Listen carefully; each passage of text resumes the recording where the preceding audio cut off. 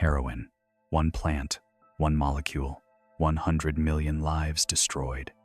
For 7,000 years, the opium poppy gave humanity relief from pain. Then, in 1874, a chemist made one small change. He took morphine and added 2 chemical groups. The result crossed into the brain faster, hit harder, and created addiction like nothing before. Bayer Pharmaceuticals saw gold. They marketed it as a safe cough medicine, gave it to children, sold it in drugstores, called it heroic. By the time they realized their mistake, millions were hooked. Governments banned it. Criminal empires rose to replace it. Afghan farmers harvest latex from poppy pods in mountain valleys. Chemists in hidden labs transform raw opium into pure powder. Traffickers move it across continents through violence and corruption. And in American cities, suburbs, and small towns, people inject it into their veins, chasing 10 seconds of euphoria that will cost them everything. The rush is instant. Warmth floods the body. Every worry disappears. Then comes the trap. Stop using and your body screams in agony. Keep using and you lose your job, your family, your home, your life. 70,000 Americans dead in 1 year.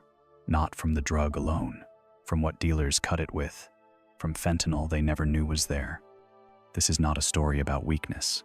This is about a molecule that hijacks the brain's reward system and rewrites what it means to survive. From medicine to menace, from cure to crisis, this is the complete science of heroin. Before we begin, if you enjoy these types of interesting science topics, hit the like button, comment, and tell us where you are listening from. If you'd like to hear more stories like this, you know what to do. Simply subscribe.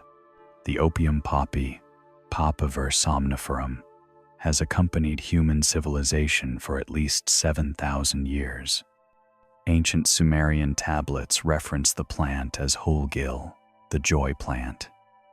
Egyptian papyri describe its cultivation and use. Greek and Roman physicians prescribed opium for pain, sleep, and melancholy.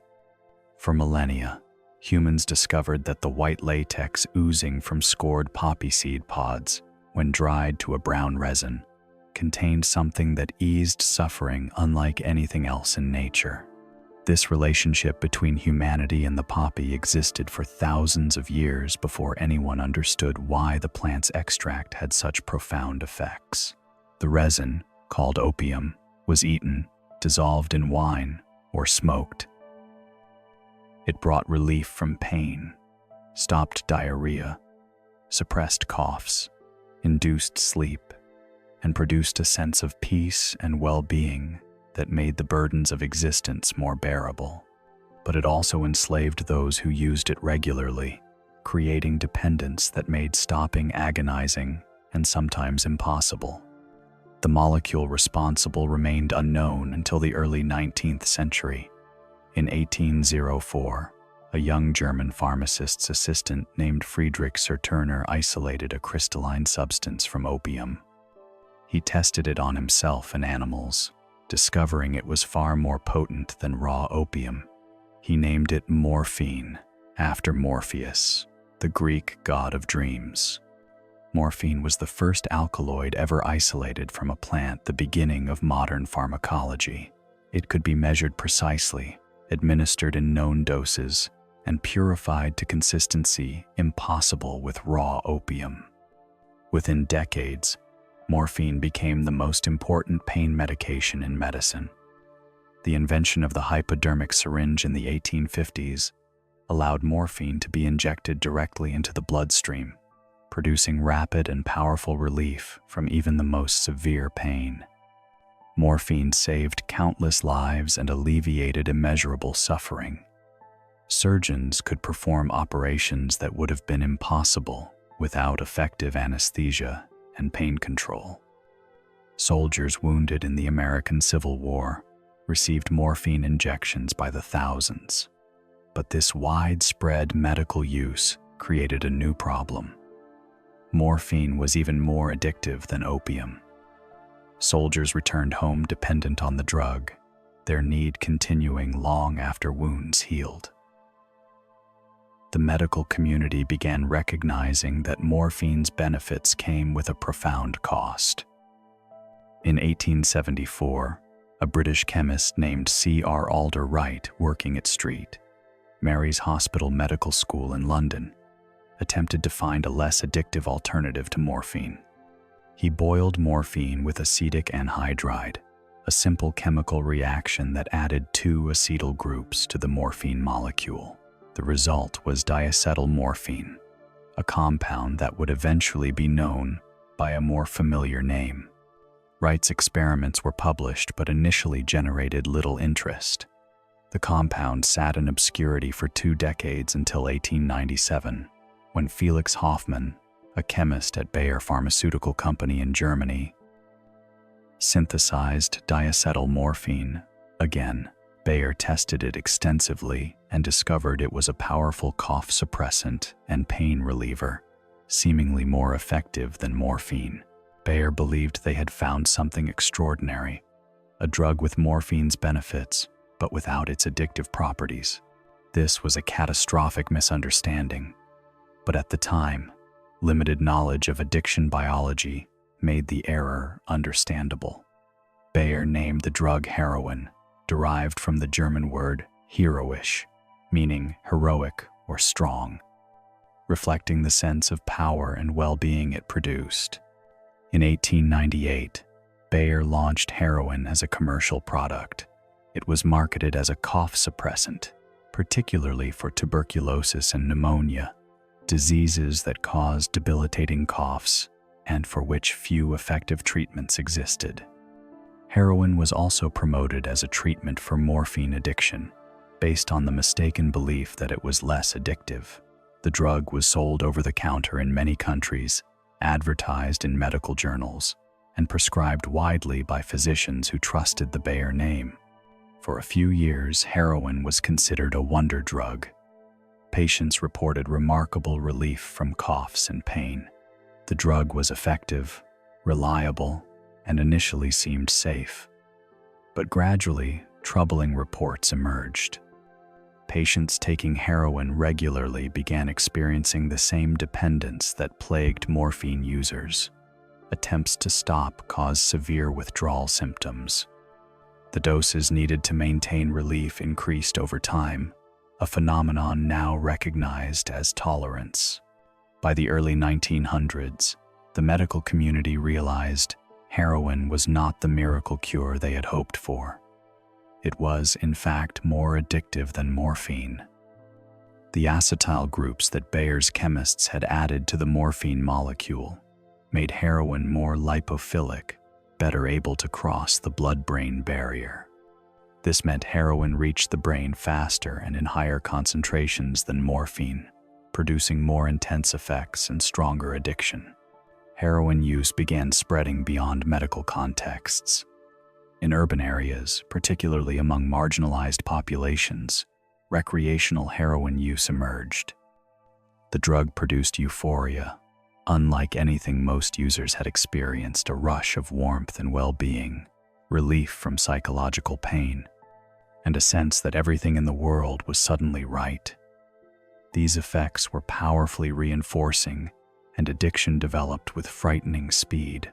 Governments began restricting heroin in the 1910s and 20s. The United States banned non-prescription heroin sales in 1914 and prohibited all legal heroin production by 1924. European countries followed similar paths. Bayer stopped manufacturing heroin as a pharmaceutical product. The drug that had been hailed as heroic became recognized as one of the most dangerous substances ever synthesized. But making heroin illegal did not make it disappear. Demand remained strong, especially among those already dependent. Criminal organizations recognized opportunity. If heroin could no longer be obtained legally, it would be supplied illegally. The infrastructure for illicit heroin production and distribution began developing in the 1920s and 30s, establishing patterns that would persist and expand over the next century. The molecule itself had not changed. Heroin was still diacetylmorphine, still produced by a straightforward chemical modification of morphine. still crossing the blood-brain barrier and binding to the same receptors that had evolved to respond to the body's natural pain-relieving compounds. What changed was context. From medicine to contraband, from pharmacy to black market, from treatment to trap. The origin story of heroin is one of scientific ambition meeting unintended consequences. Researchers seeking to alleviate suffering created a molecule that would cause immeasurable pain. A pharmaceutical company marketing a product in good faith unleashed an addiction crisis, and a plant that had served humanity for millennia became the source of a substance that would devastate millions. The journey from opium poppy fields to heroin injection begins with cultivation, a process as old as agriculture and as modern as conflict economics. The opium poppy thrives in temperate climates with distinct seasons, requiring well-drained soil and sufficient water during growth. The plant grows from seed to maturity in roughly 4 months, making it a relatively quick crop. Farmers in regions with long histories of poppy cultivation, Afghanistan, Myanmar, Mexico, Colombia, have refined techniques over generations. Though much of this knowledge is informal, passed through families and communities. Planting occurs in autumn or early spring depending on region. Seeds, tiny and numerous, are scattered across prepared fields. The poppy is surprisingly hardy, requiring less water than many crops and tolerating poor soil conditions. This resilience makes it viable in mountainous or marginal agricultural areas where other crops struggle. In places like Afghanistan's Helmand province or Myanmar's Shan state, poppies grow on hillsides and in valleys where few other cash crops are practical. As plants mature, they produce distinctive flowers: white, pink, red, or purple, depending on variety. These flowers bloom for a few days before petals fall away, leaving behind green seed pods the size of a small egg. Inside these pods, the plant produces alkaloids: morphine, codeine, the bane as chemical defenses against herbivores. These alkaloids concentrate in the latex that circulates through the pod's walls. Harvesting opium is labor-intensive and requires timing and skill. When seed pods reach maturity, but before they fully dry, farmers make shallow vertical incisions in the pod's surface using small blades, often multiple blades bound together to create several cuts simultaneously. The cuts must be deep enough to reach latex channels, but shallow enough to avoid penetrating the pod's interior, which would waste latex inside the seed cavity. This scoring typically occurs in late afternoon. Overnight, white latex oozes from the cuts, oxidizing and darkening as it contacts air. By morning, the latex has thickened into a brownish gum coating the pod's exterior. Farmers scrape this gum using a flat tool, collecting it into containers. A single pod can be scored multiple times over several days, with latex continuing to flow from cuts until the plant exhausts its supply. The process is repeated across entire fields. A family might tend several acres of poppies, scoring and scraping thousands of pods over a harvest season lasting weeks. It is backbreaking work performed under threat in many regions from government eradication efforts, from competing armed groups, from the organizations that control opium trade and demand their share. The scraped opium gum is collected, often in plastic bags or containers, and sold to buyers who visit farming villages. Prices fluctuate based on global demand, local security situations, and the success or failure of eradication campaigns. For farmers, opium often represents the only viable cash crop. Alternative development programs promoting legal crops, wheat, saffron, fruit trees rarely provide comparable income, particularly in regions where infrastructure is poor, markets distant, and security unstable. Afghanistan has dominated global opium production for decades, supplying the vast majority of the world's illicit opium. The country's geography, ongoing conflict, poverty, and limited government control in rural areas create ideal conditions for large-scale cultivation. Entire provinces depend economically on poppy farming. The Taliban, before their return to power, derived significant funding from taxing opium production and trade. After regaining control, they initially banned cultivation, causing economic devastation in farming communities, but enforcement has been inconsistent. Myanmar's Shan State, part of the Golden Triangle region, has produced opium for over a century. Ethnic armed groups controlling territory rely on opium revenue to fund operations. The terrain mountainous, remote, difficult to access, makes enforcement challenging and alternative crops less viable. Despite government efforts to reduce cultivation, production persists, particularly in areas beyond central authority. Mexico's heroin production expanded dramatically in the 21st century, driven by demand in the United States as prescription opioid crackdowns pushed users toward cheaper alternatives. Mexican cartels cultivated poppies in mountain regions of Guerrero, Sinaloa, and Durango. The proximity to the American market meant Mexican heroin could reach consumers quickly and cheaply, undercutting Asian heroin that required longer trafficking routes. Colombia, historically known for cocaine production, developed heroin production in the 1990s. Colombian heroin, often high purity, initially targeted the American East Coast. Production remained smaller than in Afghanistan or Myanmar, but represented geographic diversification for traffickers. The raw opium collected from fields is not yet heroin. It contains roughly 10 to 15% morphine, along with other alkaloids, plant material, and moisture. Transforming this sticky brown gum into white or brown heroin powder requires chemical processing, usually conducted in makeshift labs near cultivation areas or along trafficking routes. These labs range from crude jungle facilities to sophisticated operations with trained chemists. The environmental impact of opium cultivation and processing is significant. Poppy farming often involves clearing forests or cultivating marginal lands, contributing to erosion and habitat loss. Processing labs dump chemical waste into rivers and soil, contaminating water supplies and ecosystems. The economic incentives driving cultivation poverty, conflict, lack of alternatives create cycles where environmental degradation and human suffering reinforce each other.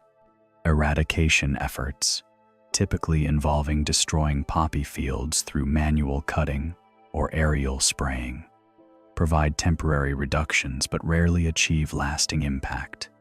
Farmers simply move to new areas or replant after eradication teams leave. The economic reality remains. For many farmers in conflict-affected, impoverished regions, poppies offer the only viable income. Until that changes, cultivation continues. The journey from seed to harvest to raw opium represents the first stage of heroin's existence. The next transformation from plant material to refined drug requires chemistry that turns the poppy's natural defenses into a molecule that hijacks human neurobiology with devastating efficiency. Raw opium, as scraped from poppy pods, contains morphine, along with dozens of other alkaloids and plant compounds. To create heroin, this morphine must be extracted, purified, and chemically modified. The process occurs in clandestine labs, usually located near cultivation areas to avoid transporting bulky raw opium long distances. These labs operate with varying levels of sophistication, from primitive facilities producing low-purity product to operations rivaling pharmaceutical manufacturing in quality. The first step is extracting morphine from raw opium. At a conceptual level, this involves dissolving opium in water, adding lime or another base to precipitate morphine, and filtering to separate morphine base from other materials. The morphine base appears as a chunky, off-white solid. This intermediate product, sometimes called morphine base or opium base, can be smoked but is typically further refined. Converting morphine base to heroin requires acetylation attaching acetyl groups to the morphine molecule. This is accomplished by reacting morphine base with acetic anhydride, the same chemical rite used in 1874. The reaction requires heat and time, producing crude heroin that must be further purified. The specifics of temperature, ratios, and techniques will not be detailed here, as they constitute actionable manufacturing instructions. The result of this process is heroin base, also called heroin number 3 or brown heroin. This form can be smoked but does not dissolve easily in water, making injection difficult. To create heroin hydrochloride, heroin number 4, white powder heroin, or China white. The heroin base is dissolved in a solvent, reacted with hydrochloric acid, filtered, and dried. The result is a fine, water-soluble powder suitable for injection. Purity varies enormously. High-quality heroin from labs with skilled chemists and good precursor chemicals can exceed 90% purity. Crude production yields much lower purity, often 30 to 50%, with the remainder being unreacted morphine, byproducts, and contaminants. Some heroin is deliberately left less pure or is cut with other substances to increase volume and profit. Black tar heroin, common from Mexican sources, results from cruder processing that leaves impurities and uses fewer refining steps. The product is sticky, dark, and varies in purity from 20 to 80%. While less aesthetically refined than powder heroin, black tar can be highly potent and is typically cheaper to produce. The chemistry underlying heroin's effects explains why this particular modification of morphine is so problematic. Morphine is a potent opioid, but its polar chemical structure means it crosses the blood-brain barrier slowly and incompletely. Heroin, by adding 2 acetyl groups, becomes more lipophilic. It dissolves more readily in fats, including the fatty membranes surrounding brain cells. When heroin enters the bloodstream, it rapidly crosses into the brain. Once inside, enzymes remove the acetyl groups, converting heroin back to morphine. This conversion happens within the brain, meaning morphine concentrations in neural tissue reach levels far higher than would occur from injecting morphine directly. This rapid buildup of morphine at opioid receptor sites produces the intense rush that makes heroin particularly addictive. The rush, described by users as a wave of euphoria, warmth, and well-being, lasts only seconds to minutes, but is among the most powerful positive reinforcement experiences known. This brief, intense pleasure followed by hours of calmer euphoria creates a 2-phase effect that drives compulsive use. The brain learns that heroin produces reward unlike anything else, and this learning becomes pathological, overriding other motivations and survival instincts. Tolerance develops rapidly. The brain adapts to chronic heroin exposure by reducing receptor density and sensitivity. Users need increasing doses to achieve the same effects.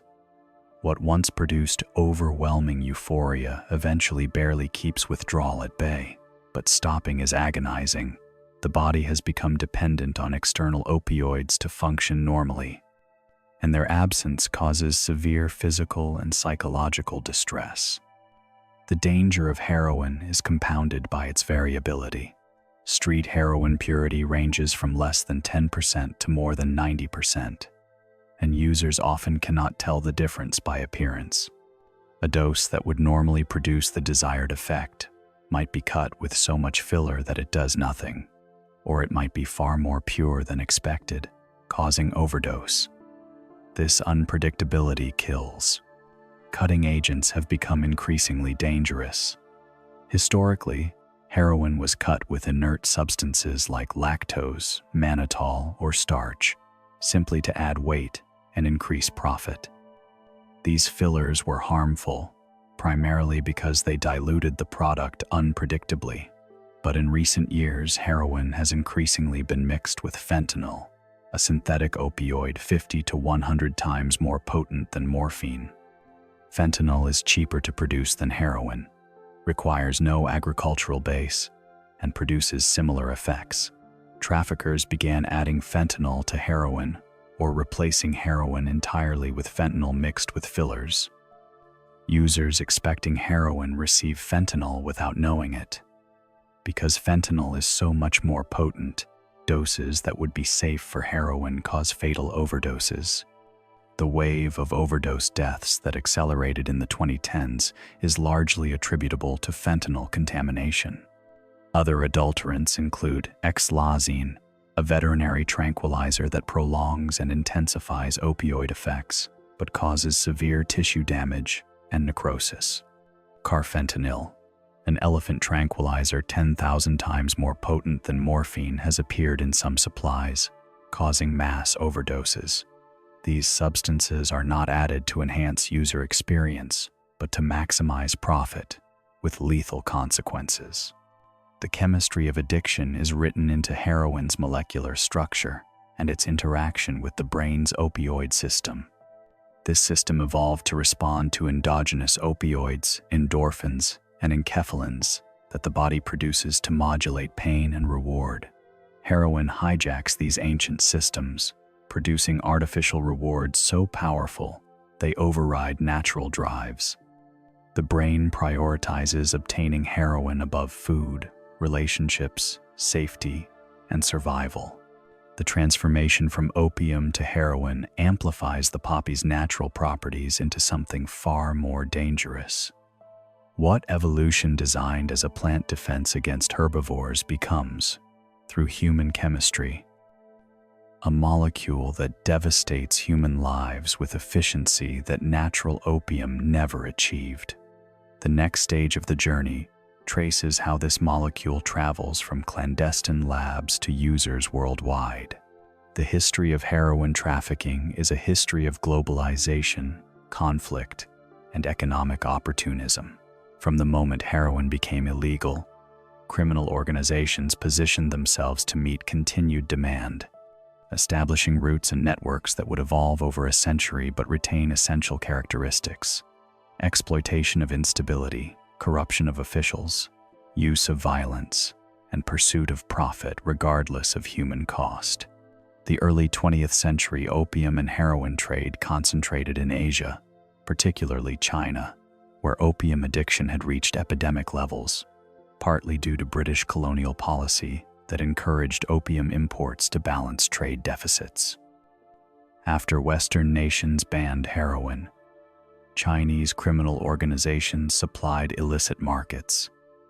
Turkish opium, converted to heroin in Mediterranean labs, also flowed to Europe and America.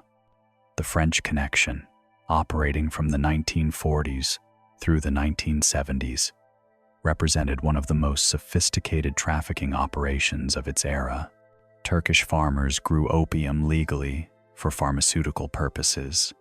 Some of this opium was diverted and smuggled to Marseille, France, where chemists in clandestine labs converted it to high-purity heroin. The heroin was then smuggled into the United States, often through elaborate schemes involving hollowed-out vehicle parts, falsified cargo manifests, and corrupted officials. French Connection heroin dominated American markets for decades. The operation relied on Corsican and Sicilian criminal networks with deep connections in both countries. Law enforcement efforts struggled against the operation's sophistication and the corruption that protected it. The network's eventual disruption in the early 1970s, aided by improved international cooperation and the arrest of key figures, created a supply gap that other sources would fill. The Golden Triangle, the mountainous border regions where Myanmar, Laos, and Thailand meat emerged as a major source of heroin in the mid-20th century. Ethnic militias, former nationalist Chinese forces that fled to the region after the Communist Revolution, insurgent groups, and warlords controlled opium-producing territories. These groups used opium and heroin revenue to fund military operations, creating an intertwining of drug trade and geopolitical conflict. The Golden Triangle supplied heroin primarily to Asian markets, but also to American military personnel during the Vietnam War, creating addicts who brought habits home. At its peak, the region produced substantial portions of the world's illicit opium. Though production has declined relative to Afghanistan, the Golden Triangle remains a significant source, particularly for markets in Asia and Oceania. The Golden Crescent, Afghanistan, Pakistan, and Iran gradually overtook the Golden Triangle in importance. Afghanistan's role expanded dramatically during and after the Soviet invasion in 1979. The war destroyed infrastructure, displaced populations, and created conditions where opium became one of the few viable economic activities. Mujahideen groups fighting Soviet forces funded operations through opium and heroin sales. After the Soviet withdrawal, civil war, and eventual Taliban control continued this dependence on opium. The Taliban briefly banned cultivation in 2000, but the ban caused economic catastrophe and was abandoned after the group was ousted following the American invasion in 2001. Under subsequent governments, Afghanistan became the world's dominant opium producer, supplying more than 80 to 90% of global illicit opium at various points. Afghan heroin travels multiple routes. Some moves through Central Asia into Russia and Europe. Some goes south through Pakistan to ports and then to global markets. Some travels through Iran toward Turkey and the Balkans. These routes shift based on enforcement pressure, conflict, and economic factors, but the fundamental pattern persists. Heroin flows from Afghan production areas to processing labs in the region, then to international trafficking networks. Mexican heroin production and trafficking represents a distinct pattern. Mexican cartels initially focused on marijuana and cocaine, but as prescription opioid abuse grew in the United States in the 1990s and 2000s, cartels recognized demand for heroin would increase. They expanded poppy cultivation dramatically, particularly after crackdowns on prescription pills made them harder to obtain and more expensive. Mexican heroin, particularly black tar, is less pure than Afghan or Colombian product, but is cheaper and reaches American markets faster due to proximity. Cartels used established smuggling routes and distribution networks, integrating heroin into existing operations. As fentanyl production in China ramped up, Mexican cartels began importing fentanyl or precursors to manufacture it domestically, mixing fentanyl with heroin, or selling pure fentanyl as heroin. The result was a transformation in American heroin markets, where heroin was once concentrated in specific urban areas, particularly on the East Coast. It spread throughout the country, reaching suburbs and rural areas. Demographics shifted from primarily minority urban users to include white suburban and rural users, a change that would eventually shift policy responses in ways racialized. Drug policy had not previously allowed. Colombia's heroin production, which grew in the 1990s, targeted East Coast American markets. Colombian cartels, seeking to diversify beyond cocaine, cultivated poppies in mountainous regions and produced high-purity white powder heroin. The product competed with Asian heroin, often surpassing it in quality. However, Colombian production remained smaller than Asian or Mexican sources. Trafficking methods evolved with technology and enforcement.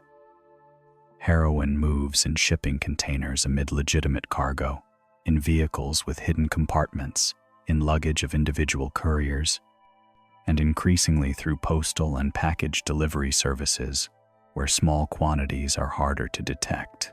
Corruption at borders and ports remains essential. Officers who can be bribed or threatened facilitate massive flows.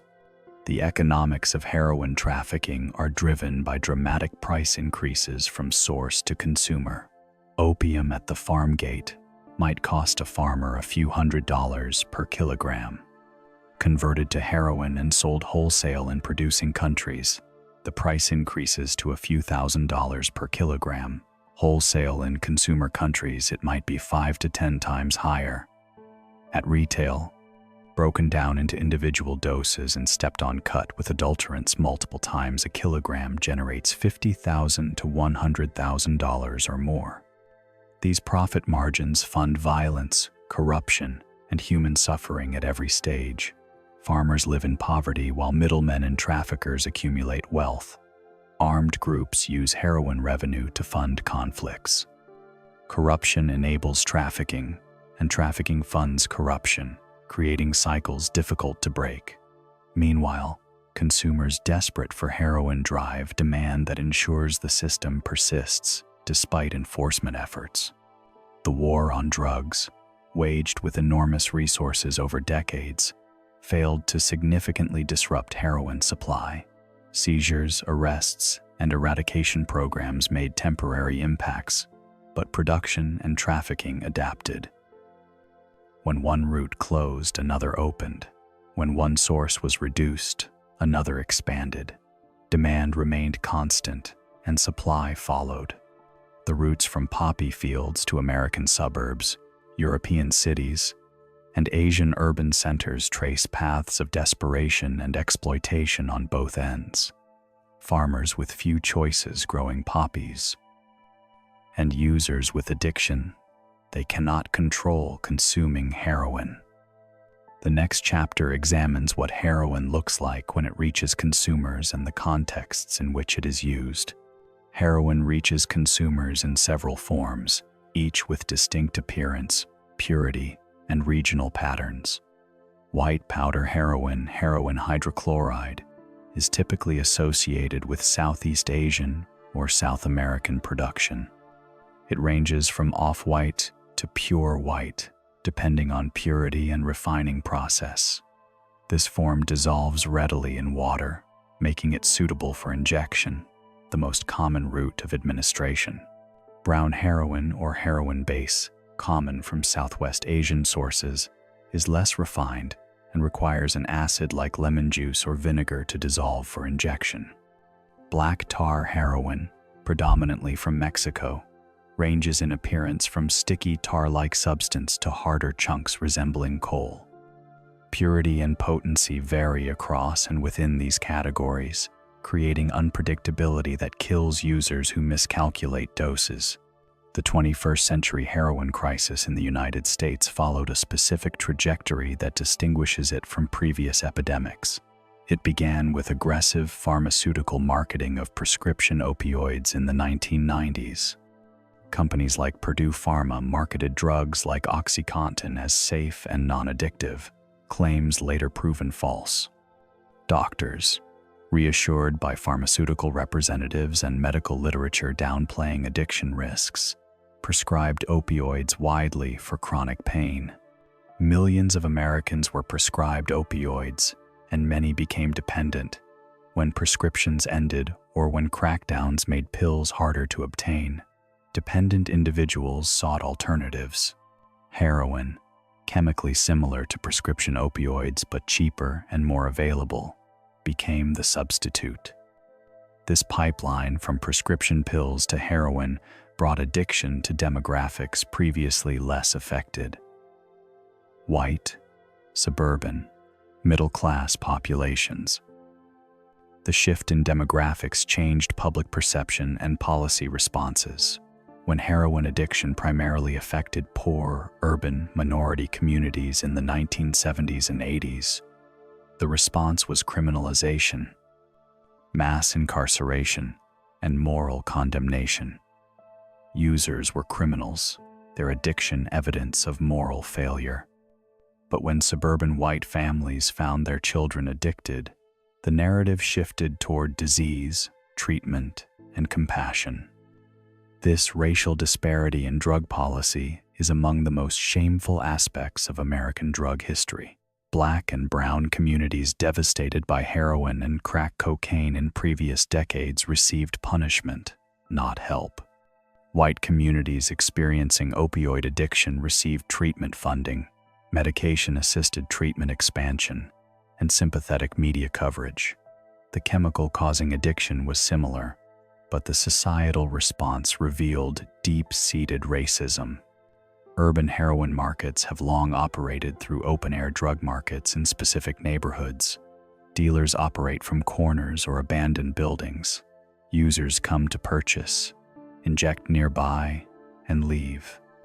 These markets are visible, generate violence as dealers compete for territory, and create public health crises as users inject in alleys or public bathrooms, often sharing needles. Suburban and rural heroin use, by contrast, is hidden. Users are often employed, housed, integrated into communities in ways that conceal their addiction. They purchase from dealers who deliver, use in homes, and maintain facades of normalcy as long as possible. This hidden nature delays intervention and enables continued use until crisis overdose, arrest, financial collapse forces the issue into the open. The price collapse that followed the influx of Mexican heroin and fentanyl made heroin extraordinarily cheap relative to prescription pills. A single OxyContin pill on the black market might cost $30 to $40, providing a few hours of relief. The same money could buy enough heroin for several doses. For dependent individuals, the economic calculation was simple, even knowing the risks. Heroin use occurs through multiple routes. Injection is most efficient, delivering the drug directly to the bloodstream and producing effects within seconds. The rush, the immediate, intense euphoria, is most pronounced with intravenous injection. Users describe it as an overwhelming wave of warmth and pleasure, all worry and pain vanishing in an instant. This is followed by hours of nodding, a state of drowsy euphoria where users drift in and out of consciousness. Smoking heroin, common with black tar or heroin base, involves heating the drug on foil and inhaling the vapor.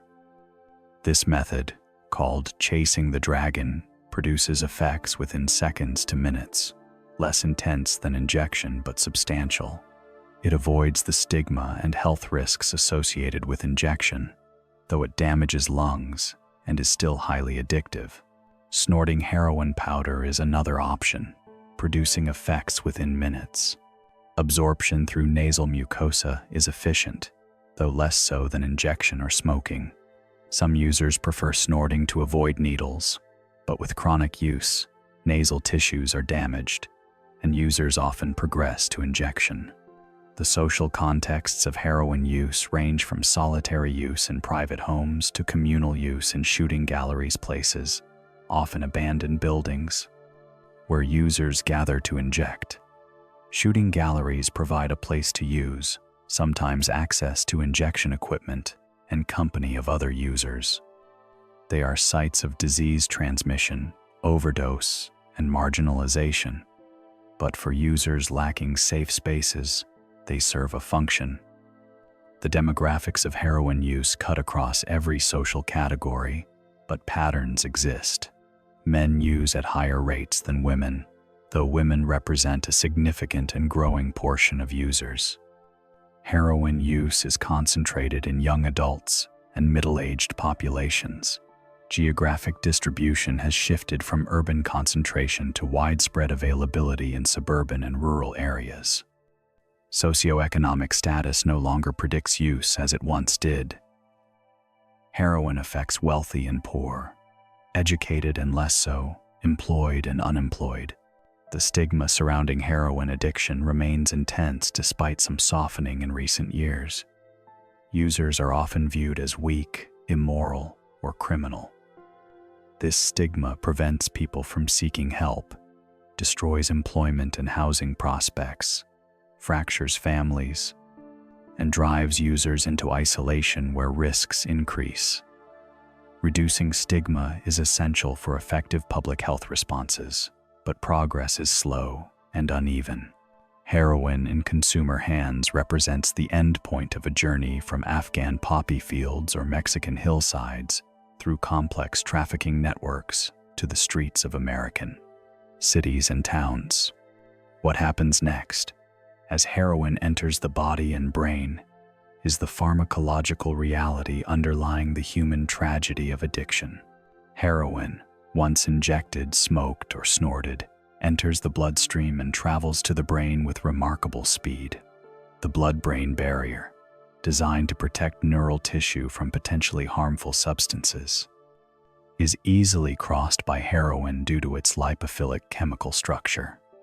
Within seconds of intravenous injection or minutes of smoking or snorting, heroin concentrations in the brain reach levels capable of producing profound effects. Inside the brain, enzymes immediately begin removing the acetyl groups that make heroin different from morphine. This conversion happens rapidly, and within minutes, most heroin has been metabolized to morphine. But because heroin crosses the blood-brain barrier so much more efficiently than morphine, the resulting morphine concentrations in brain tissue are far higher than could be achieved by taking morphine directly. Morphine binds to opioid receptors, particularly the mu-opioid receptor, distributed throughout the brain and body. These receptors evolved to respond to endogenous opioids, endorphins, and enkephalins that the body produces naturally to modulate pain, stress, and reward. When morphine from heroin metabolism binds to mu-opioid receptors, it mimics these natural compounds but with far greater intensity and duration. The immediate subjective experience, particularly with intravenous heroin, is the rush, a surge of euphoria described as orgasmic, overwhelming, transcendent. Users report a warm flush spreading through the body, all anxiety and emotional pain vanishing, replaced by profound peace and contentment. This rush lasts seconds to minutes, but is so intensely pleasurable that it becomes the reference point against which all other experiences are measured. Following the rush is the high state of drowsy contentment, mental clouding, and detachment from worries. Users describe nodding, drifting in and out of consciousness while experiencing pleasant mental wandering. Physical discomfort disappears. Emotional distress evaporates. The problems that dominated thoughts before using seem distant and unimportant. This phase lasts several hours, gradually diminishing as heroin is metabolized and excreted. The neurochemical basis of these effects involves multiple mechanisms. Mu-opioid receptor activation triggers release of dopamine in the nucleus accumbens, a brain region central to reward and motivation. This dopamine surge reinforces heroin use, teaching the brain that heroin is valuable, important, necessary. The association is learned at a fundamental level, below conscious awareness, making addiction a neurological condition rather than merely a behavioral pattern. Simultaneously, opioid receptor activation throughout the brain reduces activity in regions processing pain, anxiety, and stress. The amygdala, involved in fear and negative emotions, is suppressed. The prefrontal cortex, responsible for executive function and judgment, is impaired. The overall effect is a pharmacologically induced state of calm that overrides both physical and emotional pain. But these effects come with profound physiological consequences. Opioid receptors exist throughout the body, not just in the brain. In the brainstem, mu-opioid receptor activation suppresses the respiratory drive, the automatic urge to breathe. At moderate doses, breathing slows. At high doses, it can stop entirely. This respiratory depression is the primary cause of opioid overdose deaths. Users simply stop breathing, and without intervention, brain damage and death follow within minutes. Heroin also affects the gastrointestinal system, causing severe constipation, a common and distressing side effect of chronic use. Pupils constrict to pinpoints, a telltale sign of opioid intoxication. Nausea and vomiting are common, especially in new users. Heart rate and blood pressure drop. Body temperature decreases. Itching occurs as histamine is released. With repeated use, tolerance develops rapidly. The brain adapts to chronic opioid exposure by reducing receptor density and sensitivity. Doses that once produced overwhelming effects barely prevent withdrawal. Users escalate doses, seeking the effects they remember but can no longer achieve. This tolerance is dangerous because it increases the amount needed to get high while the amount that suppresses respiration does not increase as much.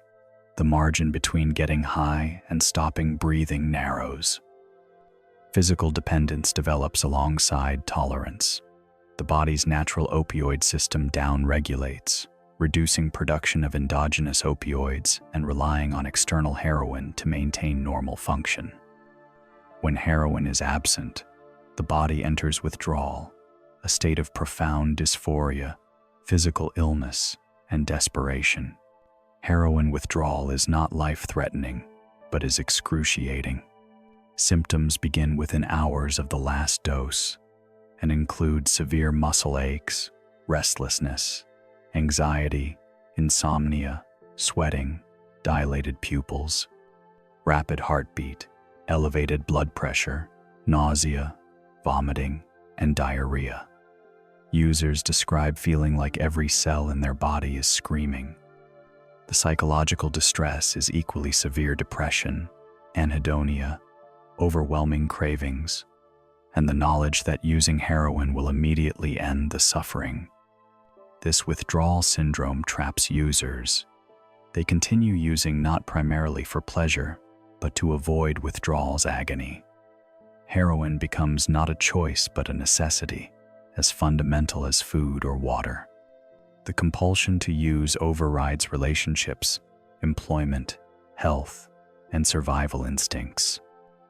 This is addiction in its starkest form, physiological dependence combined with psychological compulsion, creating a condition from which escape seems impossible. The difference between heroin and other opioids is largely pharmacokinetic, how quickly it reaches the brain and how intensely it acts there. Pharmaceutical opioids like oxycodone or hydrocodone produce similar effects, but with slower onset and less intense rush. This makes them less acutely reinforcing than heroin, but still capable of causing severe addiction. The progression from pills to heroin often follows tolerance development and economic factors, not fundamental differences in addictive potential. Overdose occurs when respiratory depression becomes fatal. Users may intentionally take large doses seeking intense effects, may misjudge purity, may use after a period of abstinence when tolerance has decreased, or may consume heroin contaminated with fentanyl and receive a far more potent dose than expected. The user becomes unresponsive, skin turns blue from lack of oxygen, breathing becomes shallow and erratic, then stops. Without intervention, rescue breathing, or naloxone administration, death follows. The tragedy of overdose is that it is preventable.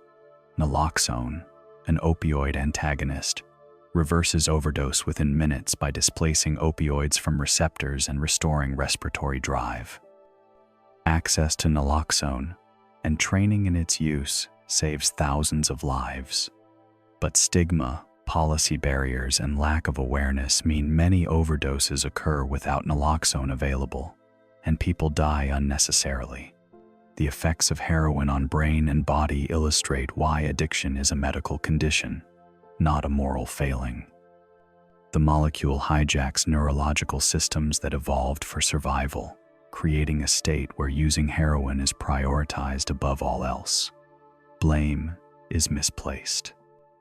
The problem is not weakness or immorality, but a drug that exploits fundamental aspects of human neurobiology with devastating efficiency. The long-term consequences of sustained heroin use extend beyond addiction itself, affecting nearly every aspect of health and social functioning. Heroin addiction is characterized by severe physical and psychological dependence that makes cessation extraordinarily difficult. The physical dependence involves the body's adaptation to chronic opioid exposure, creating a new baseline that requires heroin to function normally. The psychological dependence involves learned associations, cravings triggered by environmental cues, and the use of heroin to cope with emotions, stress, and life challenges. The withdrawal syndrome, while not medically dangerous like alcohol or benzodiazepine withdrawal, is so profoundly unpleasant that it drives continued use. Attempts to stop without support typically fail within hours or days as withdrawal symptoms become unbearable. The cycle of use, withdrawal, and resumption of use repeats endlessly for many addicted individuals, trapping them in a pattern they desperately want to escape but cannot. The health consequences of chronic heroin use are extensive. Injection drug use carries risks of infectious diseases transmitted through shared needles or other injection equipment. HIV and hepatitis C are prevalent among people who inject drugs. Despite knowledge about these risks and efforts to promote safe injection practices, transmission continues. The reasons are complex. Desperation during withdrawal makes safe practices difficult. Stigma prevents access to clean needles, and the chaos of addiction disrupts any consistent behavior. Endocarditis infection of the heart valves occurs when bacteria from non-sterile injection enters the bloodstream. This condition is life-threatening, requiring prolonged antibiotic treatment and sometimes valve replacement surgery. Abscesses and soft tissue infections are common, particularly with black tar heroin, which often contains contaminants. Venous damage from repeated injection causes collapsed veins, forcing users to seek new injection sites, including dangerous locations like the neck or groin. Chronic heroin use impairs cognitive function. Memory, attention, and decision-making all decline. This impairment makes addressing addiction harder. The mental resources needed to seek help, maintain treatment engagement, and make positive life changes are diminished by the drug's effects on the brain. Some cognitive deficits persist, even with sustained abstinence, though recovery is possible over time. The social and economic consequences are devastating. Employment becomes difficult to maintain as addiction progresses. Attendance suffers, performance declines, and eventually most users lose jobs. Financial resources drain as more money goes to heroin. Users may deplete savings, sell possessions, borrow from family, or engage in illegal activities, theft, sex work, drug dealing to fund use. Relationships fracture. Family members experience trauma watching loved ones deteriorate, oscillating between enabling and setting boundaries, between hope and despair. Friendships fade. Romantic relationships collapse under the strain of addiction. Users become isolated, their social world shrinking to other users and dealers. This isolation reinforces addiction. Social connection and support are protective factors for recovery, and their absence makes escape harder. Housing instability and homelessness are common among people with severe heroin addiction. Unable to maintain employment, evicted from apartments, estranged from family, many end up living on streets or in shelters. Homelessness compounds health risks, makes treatment access harder, and increases exposure to violence and exploitation. The overdose crisis that accelerated in the 2010s fundamentally changed heroin addiction's dangers. where overdose deaths were once primarily associated with combining heroin with sedatives or using after tolerance had decreased. The introduction of illicitly manufactured fentanyl into heroin supplies made every use potentially fatal. Users have no reliable way to know whether their heroin contains fentanyl, how much, or what other synthetic opioids might be present. Fentanyl's potency means that tiny miscalculations in dosing, whether by dealers cutting heroin or users dividing their supply, cause fatal overdoses. The number of deaths from opioid overdoses in the United States increased dramatically, reaching over 70,000 annually in recent years, with synthetic opioids like fentanyl responsible for the majority. This is not merely a public health crisis, but a humanitarian catastrophe. Treatment for opioid addiction has evolved significantly, with medication-assisted treatment now recognized as the most effective approach. Methadone, a long-acting opioid, prevents withdrawal and reduces cravings without producing euphoria when taken at proper doses. Patients on methadone can function normally, work, rebuild relationships, while their underlying addiction is stabilized. Methadone must be dispensed daily from specialized clinics, and regulations surrounding its use are strict, creating barriers to access. Buprenorphine, a partial opioid agonist, provides similar benefits to methadone but with less euphoria, lower overdose risk, and the ability to be prescribed in regular medical offices. The introduction of buprenorphine expanded access to medication-assisted treatment, allowing more patients to receive care in less restrictive settings. Buprenorphine has a ceiling effect. Increasing doses beyond a certain point produces no additional opioid effect, making overdose from buprenorphine alone rare. Naltrexone, an opioid antagonist, blocks the effects of opioids entirely. It is used after detoxification to prevent relapse, either as a daily pill or monthly injection. However, naltrexone does not address cravings or withdrawal as effectively as methadone or buprenorphine, and adherence is lower. It is most useful for highly motivated individuals with strong support systems.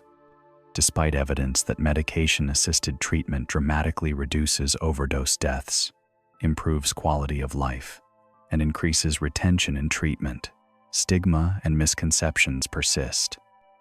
Some view methadone and buprenorphine as substituting one addiction for another, a perspective rejected by medical consensus. Medication-assisted treatment is not substitution, but medical management of a chronic condition, analogous to insulin for diabetes. Behavioral therapies, including cognitive behavioral therapy, contingency management, and support groups, complement medication-assisted treatment. These approaches help patients identify triggers, develop coping strategies, rebuild social support, and address underlying mental health conditions that contributed to addiction. Comprehensive treatment addressing both pharmacological and psychosocial dimensions produces the best outcomes. Yet treatment access remains woefully inadequate. Most people with opioid use disorder do not receive treatment.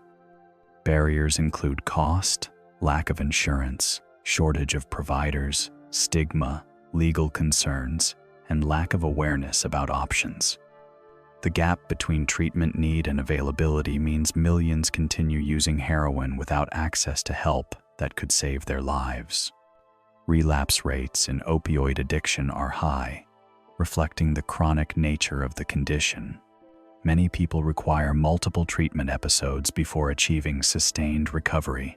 Relapse should be viewed not as failure, but as part of the recovery process, prompting re-engagement with treatment rather than judgment or abandonment. Harm reduction approaches aim to reduce negative consequences of heroin use without requiring abstinence. Syringe exchange programs provide clean needles, reducing HIV and hepatitis C transmission.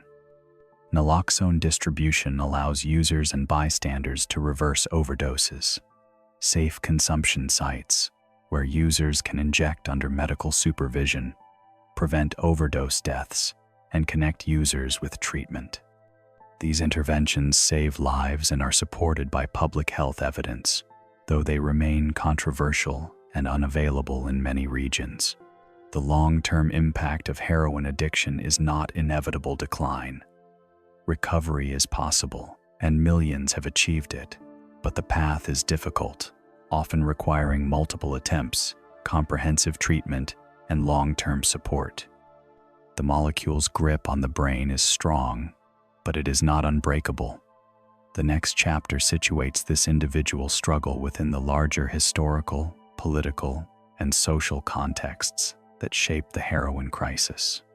The story of heroin is inseparable from broader narratives of medicine, capitalism, colonialism, war, poverty, racism, and the contested boundaries between treatment and punishment.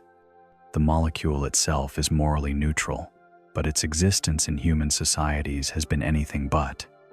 Heroin emerged from scientific optimism, the belief that chemistry could improve upon nature, that modifying morphine would yield a compound with its benefits, but without its harms.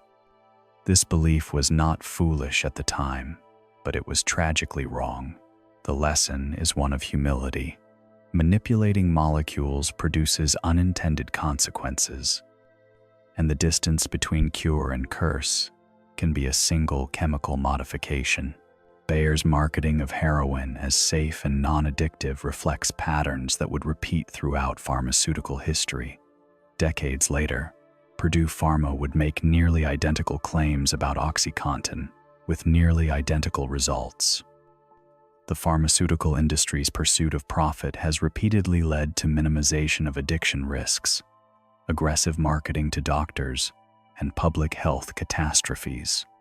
The companies profited immensely, while individuals and communities bore the costs. The war on drugs, launched in the 1970s and intensified over subsequent decades, was supposedly about protecting public health and reducing addiction. In reality, it became a mechanism for mass incarceration, disproportionately targeting Black and brown communities while treating white communities with more leniency. The racial disparities are stark and shameful. Black Americans are incarcerated for drug offenses at rates vastly higher than white Americans despite similar usage rates. When crack cocaine devastated Black urban communities in the 1980s, the response was harsh, mandatory minimum sentences, militarized policing, and rhetoric portraying users as criminals and super predators. When prescription opioids and heroin devastated white suburban communities in the 2010s, the response was treatment funding, medication-assisted treatment expansion, and sympathetic media coverage portraying users as victims of a disease. This double standard reveals that drug policy has never been primarily about drugs.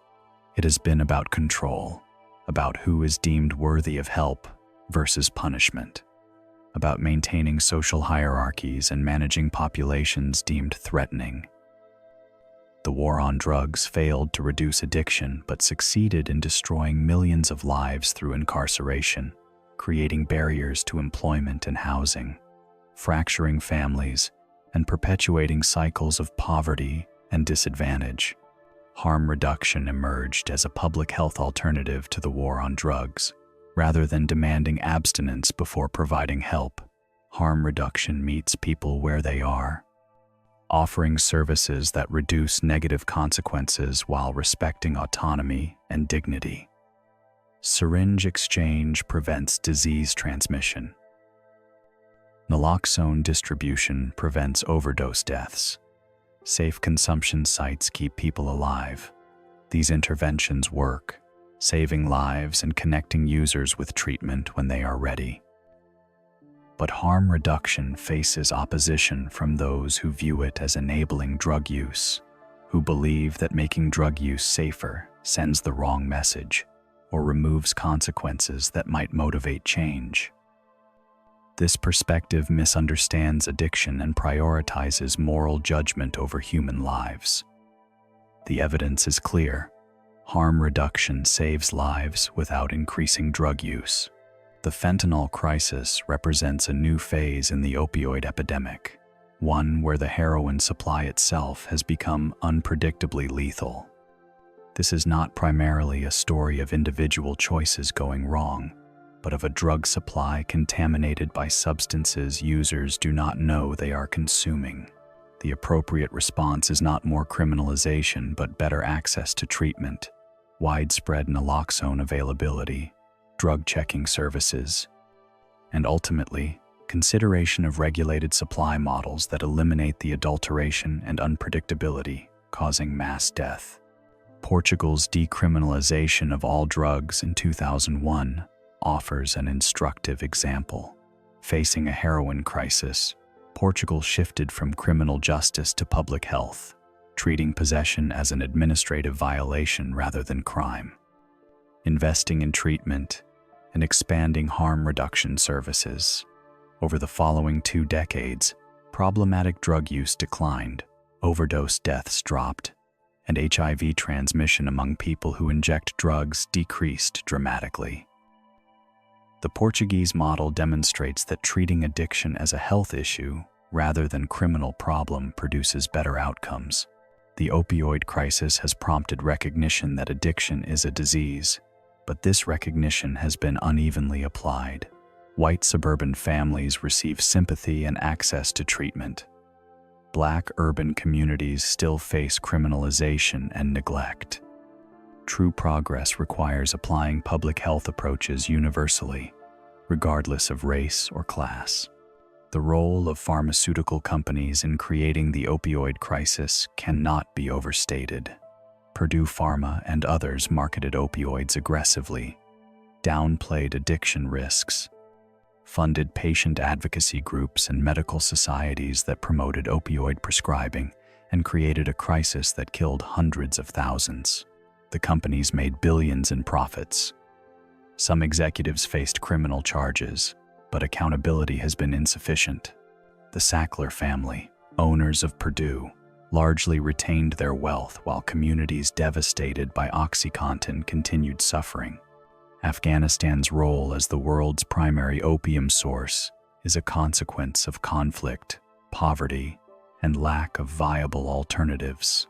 Western military intervention, ostensibly including counter-narcotics efforts, failed to reduce cultivation.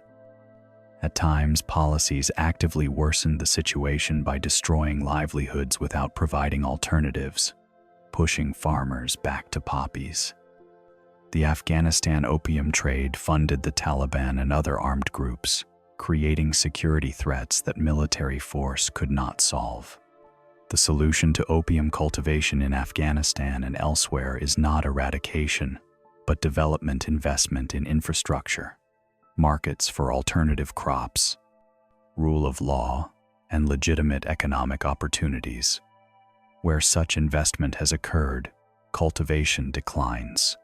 Where it has not, poppies remain the only viable option for impoverished farmers. The heroin trade exemplifies globalization's dark side. Afghan farmers, Mexican campesinos, Asian traffickers, American suburban users all are connected in a global network driven by demand in wealthy countries and supply from poor ones. The profits flow upward, the harms flow to those with least power. Ending this system requires addressing root causes. The demand created by inadequately treated pain and mental health conditions in wealthy nations, and the poverty and lack of opportunities in producing regions. Families affected by heroin addiction experience trauma that ripples across generations.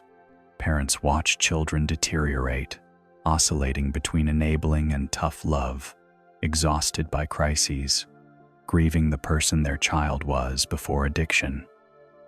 Children grow up in homes where heroin dominates, experiencing neglect or chaos, developing trauma that increases their own addiction risk.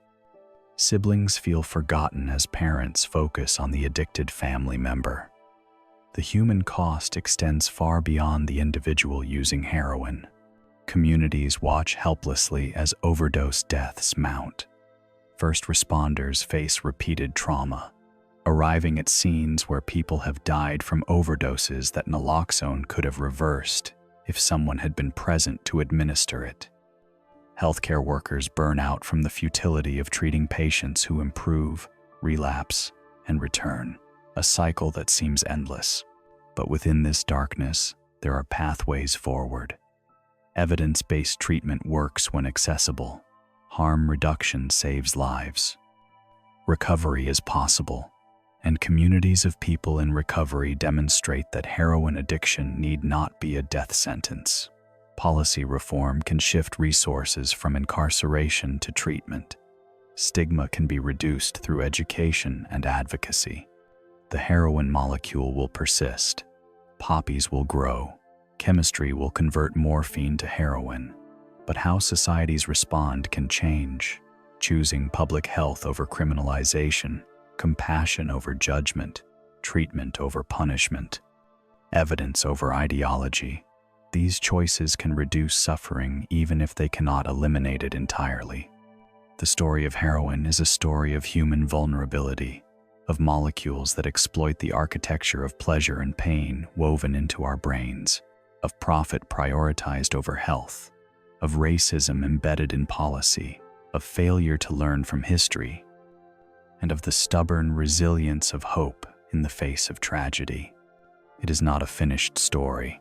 The next chapter depends on choices being made now, in policy chambers and hospital rooms, in families and communities, in the decision to see people struggling with addiction as humans deserving help rather than criminals deserving punishment.